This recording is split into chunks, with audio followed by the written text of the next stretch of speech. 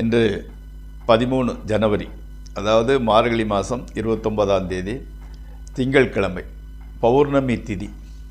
திருவாதிரை நட்சத்திரம் 10:38 வரை, அதற்கு மேல் புனர்பூச நட்சத்திரம். அப்போது இன்றைய சந்திராஷ்டமம் விருச்சிக ராசிக்காரருக்கு உரியது. இன்றைக்கி இந்த ராகு காலம் காலையில் 7:30 9 வரை, யமகண்டம் 10 12 வரை, நல்ல நேரம் காலையில் 6:30 7:30 வரை, மத்தியானம் 3:00 காலையில் 9:30 10 வரை, சாயங்காலம் 4:30 to 5:30 3 டைம் குறித்திருக்கிறேன். அடுத்து நீங்கள் அணிய வேண்டிய சட்டை நிறம் வெண்மை, வெள்ளை கலரு.